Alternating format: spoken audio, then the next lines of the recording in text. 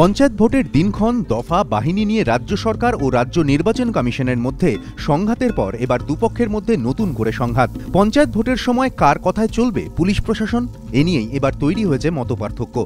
সপ্তাহখানেক আগে রাজ্যকে পাঠানো চিঠিতে কমিশন জানায়, 1951 সালের জনপ্রতিনিধিত্ব আইনের 28 এ ধারা অনুযায়ী বিজ্ঞপ্তি জারির পর পঞ্চায়েত নির্বাচনের কাজে নিযুক্ত ডিএম, এসপি সহ সরকারি কর্মী আধিকারিকরা তাদের আওতায়।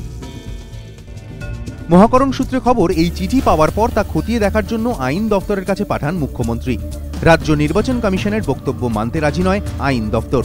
বিশেষজ্ঞ মহলের একাংশের অবশ্য মত, 2003 সালের পশ্চিমবঙ্গ পঞ্চায়েত নির্বাচন আইনের 22 নম্বর ধারা অনুযায়ী ভোটের সময় সরকারি কর্মীদের নিয়োগ করে রাজ্য নির্বাচন কমিশন। কমিশনের হাতেই থাকে তাদের নিয়ন্ত্রণ।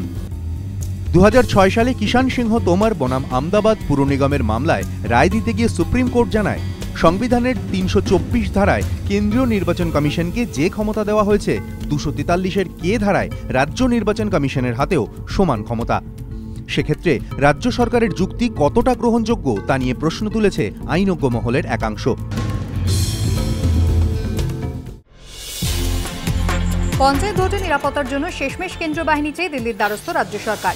রাজ্যের এই পরিবর্তিত অবস্থান নিয়ে শুরু হয়েছে রাজনৈতিক তরজা। প্রদেশ কংগ্রেস সভাপতি প্রদীপ ভট্টাচার্যের দাবি, চাপে পড়ে অবস্থান বদল করছে রাজ্য। প্রথমে কেন্দ্রীয় বাহিনীতে আপত্তি করলেও শেষ পর্যন্ত সেই কেন্দ্রীয় বাহিনী চেয়ে রাজ্যের চিঠি পাঠানোকে কটাক্ষ করেছে সিপিএম।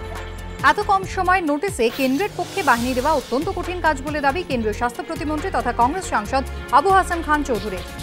বুধবার থেকে পঞ্চায়েত ভোটের প্রথম দফার জন্য মনোনয়নপত্র জারি শুরু, কিন্তু এখনও নিরাপত্তা নিয়ে জট কাটেনি। এরই মাঝে কেন্দ্রীয় বাহিনী নিয়ে নতুন করে তরজা। বাহিনী বিতর্কের জল শেষমেশ কোথায় গিয়ে দাঁড়ায়, সেদিকেই এখন নজর। এবছরের উচ্চ মাধ্যমিক পরীক্ষা শুরু হয়েছিল 13ই মার্চ। পরীক্ষার্থীর সংখ্যা ছিল 7,71,360 জন। তারই ফল প্রকাশিত হবে আগামী 3রা জুন সোমবার।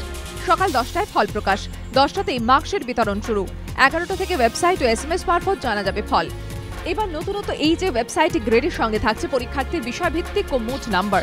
ওয়েবসাইটে থাকছে কেবলমাত্র উত্তীর্ণ পরীক্ষার্থীর পার্সেন্টাইল। মার্কশিটে অবশ্য পার্সেন্টাইলের উল্লেখ থাকছে না। এবছরও প্রথম 100 জন পরীক্ষার্থীর মেধা তালিকা প্রকাশ করা হচ্ছে।